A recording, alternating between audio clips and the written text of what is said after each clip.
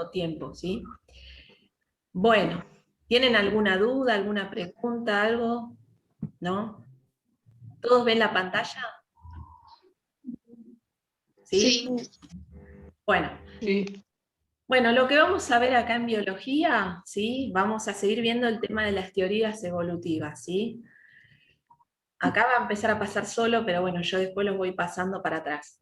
Paso a paso sobre los temas vistos en clase que vamos a ver en biología. Acá les hago una introducción a los contenidos que vamos a ver durante el año, ¿sí? Contenidos de origen de la vida, como Oparín, las leyes de Oparín, ¿sí?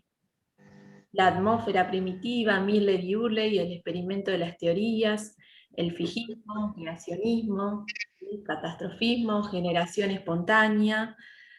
A ver, se me fue. Lamarck, Darwin, ¿sí? A ver, silencien el micrófono que tienen ahí abierto, así no se escucha tanto ruido. Células, componentes de estructuras, ¿sí? Funciones, procariota, eucariota vegetal, células madres, se va a ver célula, todo lo que es célula, beneficios a enfermedades con células madres. El contenido número 3 va a ser reproducción celular, ¿sí?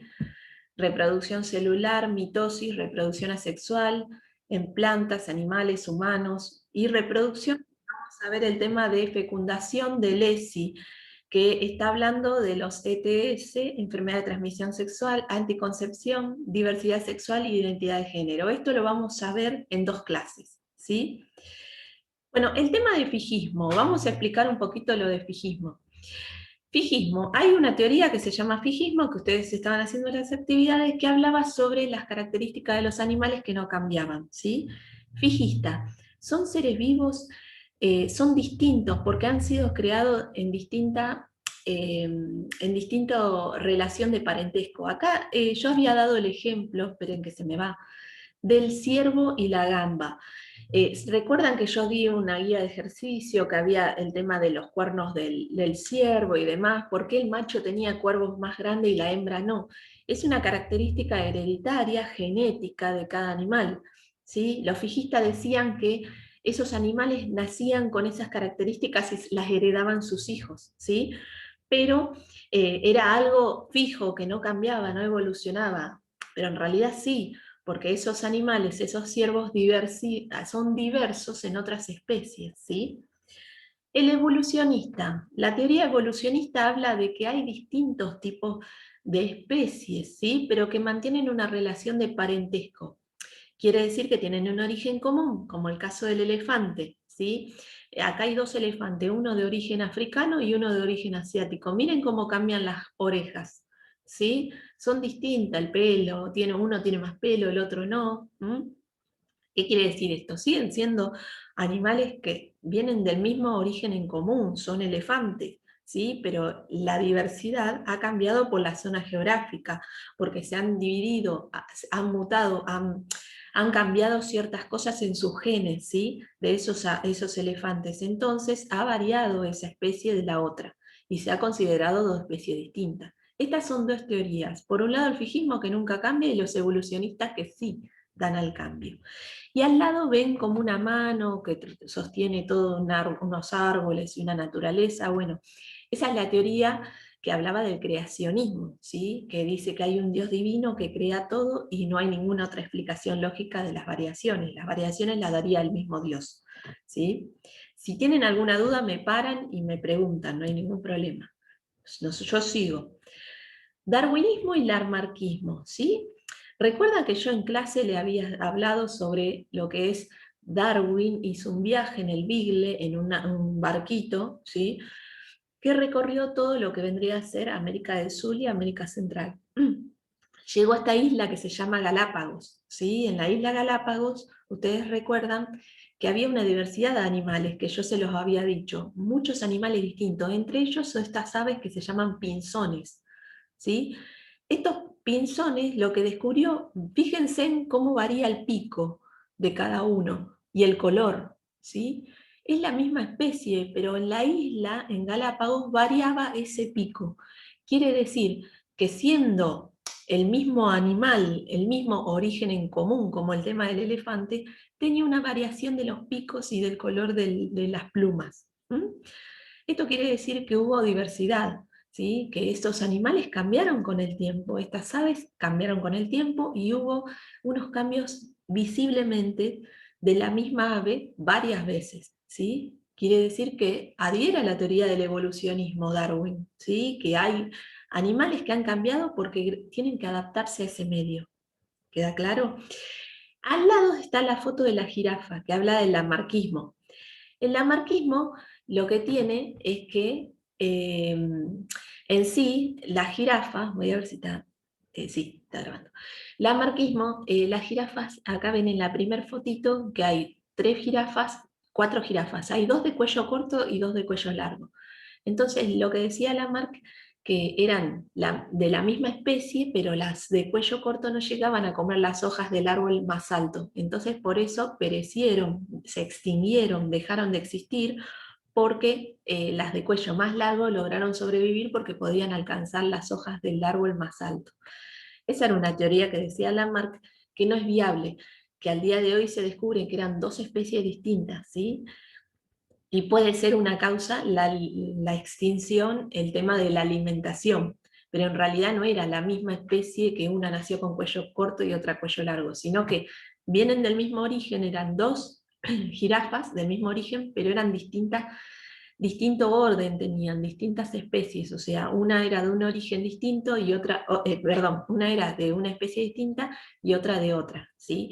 Eso es lo que a hoy se descubrió, que hubo animales que se extinguieron por algún problema distinto, que sea alimentación, supervivencia, pueden haber sido devorados por leones, hay muchas probabilidades de extinción de una raza, perdón, de una especie, ay, la raza, me mezclo, raza no existe.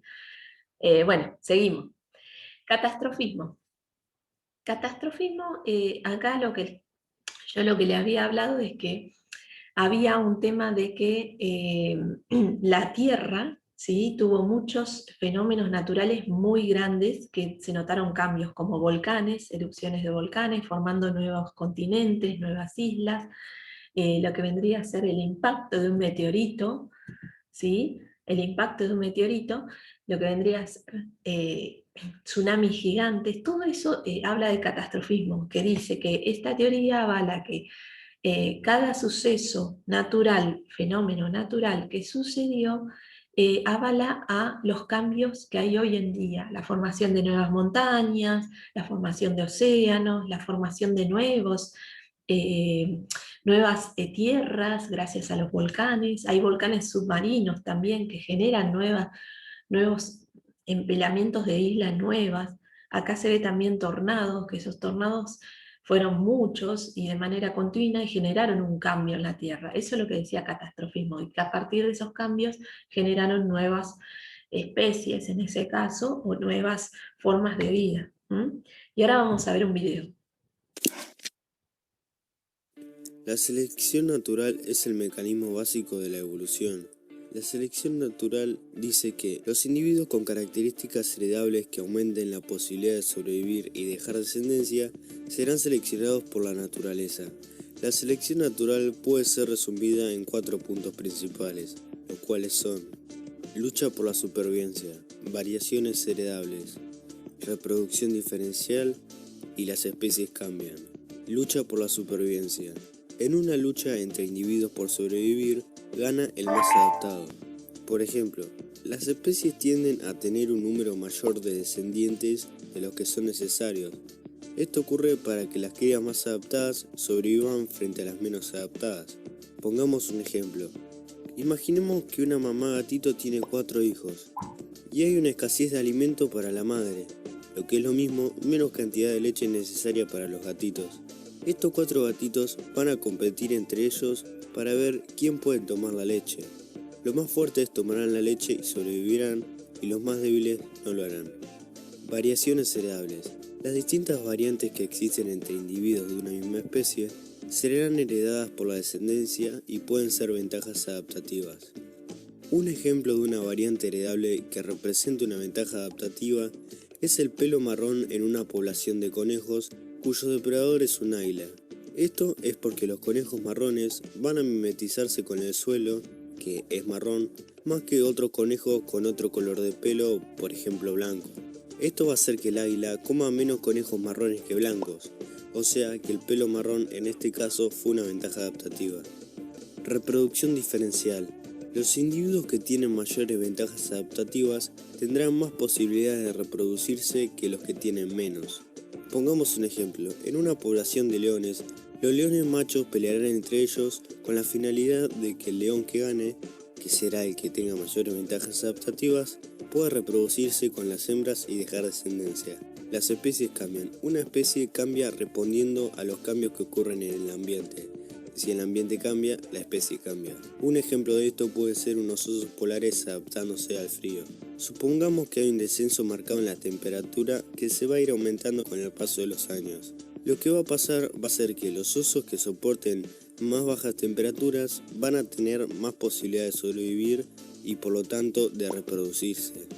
Esto va a hacer que con el paso del tiempo, las nuevas generaciones de osos soportarán mucho más el frío que sus antepasados. El ambiente cambió, haciéndose más frío, y la especie cambió adaptándose a ese frío. Y si la especie no se hubiese adaptado, se hubiese extinto. Esto fue la selección natural. Si te interesa que haga un video de otro tema o tenés alguna duda que no te quedó clara. Bien, el video fue claro, ¿no? Lo que hablaba era sobre las características que tenía cada teoría. Acá lo que vamos a ver es lo siguiente. Darwin, por un lado, decía, como decía el video, los individuos con características heredables, favorables, ¿sí?, para dejar mayor descendencia serán los más aptos para la supervivencia, ¿sí? Aquellos que tengan esas adaptaciones favorables que sean para el medio, ¿sí? Esos individuos van a luchar por la supervivencia de cada uno de ellos. La variación heredable son favorables en este caso, ¿sí?, para su descendencia y para la descendencia próxima. Y diferencial, la reproducción es diferencial, quiere decir, por ejemplo, a ver, les doy un ejemplo. Una población de bacterias se va a reproducir en un tiempo récord, en una hora va a tener más de 2 millones, ¿sí? Sin embargo, como dijo el video, un león va a tener que luchar con el otro macho vieron que en una manada hay un líder, entonces ese líder va a tener que luchar con ese otro macho que le va a hacer la competencia para ver quién gana, y se queda con las hembras.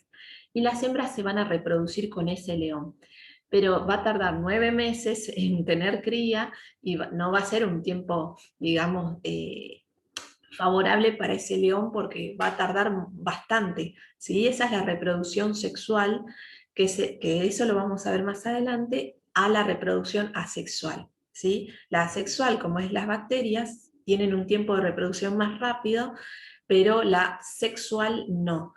Entonces las especies van cambiando a más tardanza, ¿sí?, que tenga más tiempo que genera esa tardanza en reproducción, van a generar cambios en lo que vendría a ser en las mismas especies. Características diferentes. Quizás cambie el color del pelo del león que van a hacer, o quizás tenga algún rasgo diferente en la patita. Eso son características que son favorables, eso es lo que decía Darwin, que no hablaba de los genes y que se traen por herencia, ¿sí? En cambio, Lamarck habla de los individuos. De las especies no varían con el tiempo, permanecen sin cambios, inmutables. Las generaciones no cambian si no es por obra divina. Avala la teoría del creacionismo Lamarck, ¿sí? Se apoya en esa teoría. Y las especies que se extinguen y no resurgen, sino que nacen de otras especies sin vínculo con la anterior, o sea, nace una especie, se muere, se extingue y nace otra por obra divina. ¿Se entiende? Esto quiere decir que es la anti-evolución, no adhiere a la teoría de la evolución, ¿sí? Y acá vamos a otra cosa, que es lo que veníamos viendo ya en la última clase, ¿sí?, presencial. Habla de la teoría de los conocimientos de Oparin Alexander. Él habla sobre un conocimiento científico en astronomía, a partir de la cual la atmósfera de otros planetas y astros existen como sustancia. Recuerdan que puse en el pizarrón amonio, metanio, hidrógeno, puse hidrógeno, dióxido de carbono, monóxido de carbono, puse agua, ¿sí?, oxígeno, esas sustancias estaban en el ambiente y conjunto con la atmósfera y ciertas otras sustancias que estaban en la atmósfera, como por ejemplo una tormenta eléctrica, ¿sí?, se combinaron para dar un caldo primitivo y generar algún tipo de vida. Recuerdan que yo les había dicho que allí habría surgido el término de los coacervados, ¿sí? Los coacervados son aquellos individuos que surgieron de este caldo de proteínas, ¿sí?, de células. Continuando con la teoría de Oparin, los coacervados habrían sido glóbulos estables de proteínas mantenidas juntas por fuerza electrostática. ¿Qué quiere decir esto? Que eran ciertamente moléculas, macromoléculas, pero no llegaban a ser la vida que esperaba Alexander Oparin. Se creó eso, un complejo de moléculas grandes, ¿sí?, como proteínas, azúcares y ácidos nucleicos, ¿sí? Entonces, ahí continuamos. Estos coacervados se habían envuelto en dicha nucleoproteína y habían formado estructuras a su alrededor, hasta eventualmente ciertos lípidos. Los lípidos son las grasas, ¿sí?, que se formaron en pequeñas membranas lipoproteicas. O sea, que Oparin lo que descubrió es esto, que se formaba un caldo con ciertas macromoléculas, que esta teoría la siguió Hurley y Miller, ¿sí?, los dos estadounidenses que yo les nombré en clase. Estas personas lo que hicieron es continuar en un laboratorio cerrado el experimento. Entonces, Oparin lo que pudo descubrir es la formación de esos coacervados, ¿sí?, que son proteínas, polímeros, por separados por el medio ambiente. No son seres vivos propiamente dichos, ¿se entiende?, sino que son moléculas grandes y complejas, ¿sí? Ahora vamos a ver el experimento. Este sería lo que vio Oparin y lo que dijo, que había una atmósfera más o menos primitiva a principio de donde se formó la Tierra, ¿sí? La Tierra estaba muy caliente por los volcanes, ahí se ve la tormenta eléctrica y en el ambiente se ve toda la radiación UV del Sol, y eso ayudó con las tormentas eléctricas y todo lo que estaba en el ambiente, que son esos gases, ¿sí?, más el vapor de agua, surgió el tema de los coacervados. Eso es lo que decía, que ahí están en un redondelito chiquititos, ¿sí?, que muestran, que dicen que respiran oxígeno. En celeste está O0, O2 sería, ¿sí? Esos respiraban oxígeno. Y acá lo que vemos es el experimento de Hurley y Miller, que es lo que le acabo de decir. Ellos recrearon en un laboratorio cerrado lo mismo que suponía la hipótesis de Oparin-Alexander. Entonces, bajo condiciones cerradas, crearon ese caldo primitivo del océano, lo pusieron a calentar porque supuestamente el agua estaba caliente, agua salina, introdujeron los gases como metano, amoníaco, hidrógeno, se introdujeron y se puso electricidad para simular las tormentas eléctricas, ¿sí? Y eso pasó todo por un sistema de tubos que refrigeraban con agua fría, y eso se obtienen las mismas moléculas que hablaba Alexander Oparin, esos coacervados, ¿sí? Esas moléculas orgánicas, aminoácidos y otros compuestos disueltos. Esto es lo que fue que recreó estos dos estadounidenses en 1950, recrearon eso y volvieron a avalar la teoría de Oparin, pero no se formó un individuo, ser vivo propiamente dicho, ¿sí? Acá hablamos de otra teoría, de la generación espontánea. Francesco Redi era un médico que también avalaba todo este tema de la teoría de la generación espontánea, ¿sí? Puso 3 frascos. En los 3 frascos, uno con mosca, ¿sí?, uno que entraban las moscas, y ponían las famosas pupas, que son huevitos, y de esos nacían esos gusanitos. En el primer frasco lo ven. En el segundo había un tapón, y en el tercero había como un hilo, un lienzo.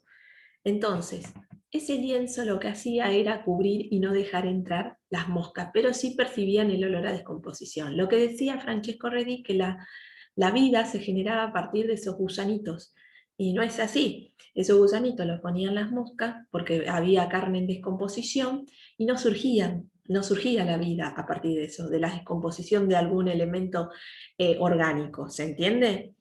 Si tienen alguna duda me preguntan, ¿sí? Entonces en el frasco que está tapado con el corcho no hay nada, ¿sí? Ni siquiera entra oxígeno, así que no pasó nada con la carne. En cambio, en el otro, que está el lienzo tapado y que las moscas ponen sus huevitos ahí, sí genera olor y atrae a esas moscas. ¿Se entiende? Bueno, y acá hablamos de otra teoría, ¿sí? Yo metí todas las teorías en este Power. La panspermia es una teoría que sostiene que la vida viene de extraterrestres, ¿sí? Que tuvo origen cuando las esporas, la vida llegó con el espacio a través de meteoritos, esos meteoritos chocaban en la Tierra, impactaban, ¿sí? Y estas serán suficientemente resistentes a temperatura, y la falta de aire y radiación decía que la hipótesis se acercaba a un origen de la vida. ¿Sí? Había sucedido hace últimos 13.700 millones de años de evolución en el universo tras el Big Bang, o sea, tras la formación de la Tierra había sucedido esto, de ingresar cierta cantidad de meteoritos, y eso fue lo que supuestamente generó la vida. Pero hasta el día de hoy no se puede, de esos trozos de meteoritos, no se puede constatar que haya esporas extraterrestres, y no se puede constatar que fue así realmente. Así que por hoy es algo que no es seguro decir que la vida vino de extraterrestres. Ahora, si bajó una nave espacial y vino acá y generó vida, tampoco lo vamos a saber. ¿Sí? ¿Se entiende? Cuando no había nadie. Esta teoría hablaba a Arrhenius, ¿sí? Que era un importante físico astronómico que hablaba sobre esta teoría. Bien, repasemos un poco. Todas las teorías hablan de la existencia de la vida como aparecen los primeros organismos en la Tierra. ¿Sí? A ver, esperen que me quedan 10 minutos nada más. Todas son las hipótesis son planteadas por la posibilidad de existencia de ciertos componentes en la atmósfera. Todas plantean esto. La conjunción lleva a pensar muchas posibilidades. La ciencia aún no ha podido revelar con certeza el inicio de la vida celular en nuestro planeta. ¿Sí? O sea que no, ninguna hipótesis es viable de que sea realmente factible. Y acá, yo no sé si a ver, el lapicito está acá. Vamos a hacer esta actividad, ¿sí? A ver, como muchos conocemos sobre el origen de la Tierra, de la teoría de, o sea, de Oparín, de la panspermia, de teoría de Arrhenius, teoría de la generación espontánea o teoría evolutiva de Lamarck y Darwin. ¿Cuál era del origen de la Tierra? ¿Cuál les parece a ustedes? A ver si alguno habilita el micrófono y me dice. ¿Cuál les parece que hablaba del origen de la Tierra? ¿Qué teoría? A ver, ¿quién quiere hablar? ¿Quién? ¿Qué teoría hablaba del origen de la Tierra? A ver si alguno me puede decir. ¿Cuál era la del origen? El Big Bang. Sí, sí, el Big Bang. Pero yo no hablé justo de esa teoría. De las que están acá escritas, ¿cuál les parece que habla sobre el origen de la Tierra? A ver si sale. ¿Cuál les parece? ¿La teoría de la panspermia? ¿No? Sí, ¿Sí? Y yo diría que no. la panspermia era del origen geológico. Extraterrestre, la que hablé recién. Es la de Ah, teoría no, de no, Arrhenius. ¿Sí? No, no. en realidad esta no es. Es la teoría de Oparín, que hablaba del origen de la Tierra. ¿Sí? Todas estas hablan del origen de seres vivos, ¿sí? Todas las que están acá. Estamos. Ahora vamos a la otra, porque son actividades interactivas que yo lo que hago es, a ver, ahí está, es interactuar con ustedes. Alexander Oparín decía, ¿cuál es la teoría verdadera? Propone la teoría sobre la aparición de las esporas extraterrestres a partir de la caída de meteoritos. Propone la teoría de la generación espontánea a partir de la aparición del creacionismo, o propone la teoría del origen de la Tierra primitiva a partir, a ver, se me fue, a partir del caldo primitivo. ¿Qué decía La tercera. Alexander? La tercera. Bien, muy bien. A ver, esperen que no aparece el lapicito. Entonces vamos a unir acá, a la tercera. Muy bien. Bien, esa es la idea, que interactúen ustedes y va a ser así la corrección de actividades. Acá llegamos al fin, ¿sí? Pero, ay, esperen que voy a dejar de compartir. Voy a compartir pantalla de vuelta, ¿sí? Y vamos a ver todo este tema de, a ver si me deja ver, cuestionario de teorías evolutivas. ¿La pueden ver a la pantalla? ¿Sí? Me da Sí. un poquito. Sí, Acá está. Bien. El cuestionario, este cuestionario lo dejo yo ahora en lo que vaya a ser el Classroom, ¿sí? Y les voy a explicar un poquito de qué se trata. Ustedes van a poner apellido y nombre ahí, curso y escuela. Y van a hacer preguntas con diferentes opciones, ¿sí? Por ejemplo, ¿por qué un elefante era distinto al otro? ¿Qué es lo que acabo de explicar? ¿Son de diferentes especies, pero sigue siendo el mismo animal? ¿Hubo diversidad en las especies de origen a ser distinto o actuó la selección natural en ambos y uno ya no existe? En realidad tienen que elegir una opción, ¿sí? Lo marcan, ¿sí? Por ejemplo esa, y van a seguir así con todo el cuestionario. Lo que les quiero decir que acá, por ejemplo, ¿quiénes son los que decían que el mundo fue creado por un Dios divino? Hay dos opciones, ¿sí? Puede ser Lamarck, puede ser el creacionismo, ¿sí? O el catastrofismo. Yo les doy dos opciones. De esas tres hay dos, ¿sí? Ese es el único punto que tienen las dos opciones. Acá van a explicar qué es lo que sucede con la jirafita, con sus propios, digamos, con sus propias palabras, apoyándose con la teoría de la carpeta. Catastrofismo, ¿sí? Que sucedió hace muchos años. Esta opción 1 no le den importancia, después la saco yo. ¿Y cómo puedes explicar con tu palabra el siguiente hecho? Las especies nacen con defectos, actúa la selección natural. Esto tienen que explicar con lo que yo les di. ¿Por qué la selección natural, en el caso del pollito que les expliqué, o del gatito del video que acaban de ver, por qué al tener menos alimento la mamá, por qué hay gatitos que van a perecer, van a morir? ¿Por qué la selección natural hace esto? Y porque la selección natural elige a los más favorables, a los que tienen más adaptación y van a sobrevivir de alguna manera. ¿Se entiende? Bueno, este es el cuestionario que van a hacer. Van a ver un link que es en azul y van a hacer este cuestionario. Además de lo que dejo de la explicación, ¿sí? Esperen que primero voy a... ¿dónde? Voy acá. Ay, voy a detener video. No, detener video no. Esperen un poquito. Ay, Dios, se me va. Ahora ya. ¿Tienen alguna pregunta sobre este cuestionario? ¿Alguna pregunta? Profe, Sí, díganme.